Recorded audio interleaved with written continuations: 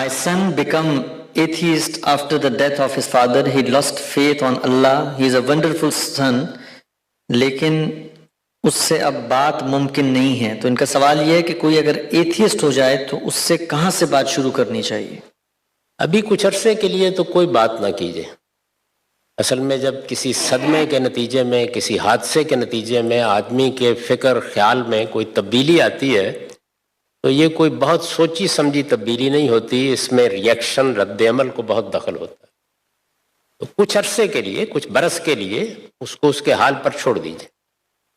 کبھی مناسب لگے تو توجہ دلاتے رہیے. جیسے میں نے ابھی بچوں کی تربیت کے بارے میں کہا کہ بیٹے آپ نے ایک رائے قائم کی ہے، آپ کو حق حاصل ہے، لیکن آپ اس رائے کو جانچتے پرکھتے رہیں. اور جو لوگ اچھے اہل علم، اچھے اسکالرز اس رائے کے معاملے میں آپ کی مدد کر سکیں، ان کی مدد حاصل کرنے کی صحیح کرتے رہا کریں. تو یہ وقتاً فوقتاً جب آپ کو موقع ملے، یہ نہیں کہ روز آپ یہ بات کرتے رہیں، یہ کہتے رہیے.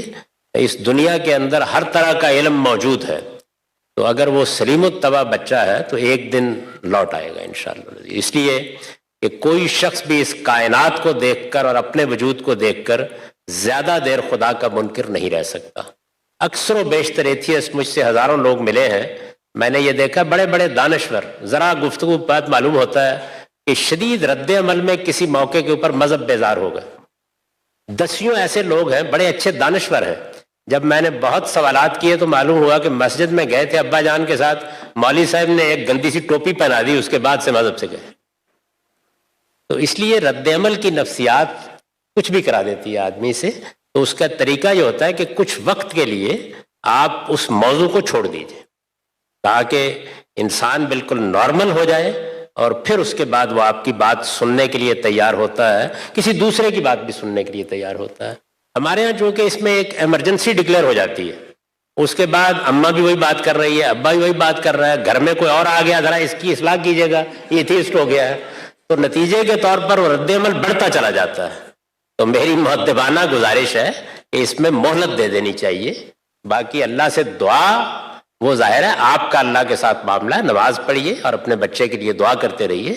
ہدایت اللہ دینے والا ہے، وہ میرے یا آپ کے دینے سے نہیں ملنی.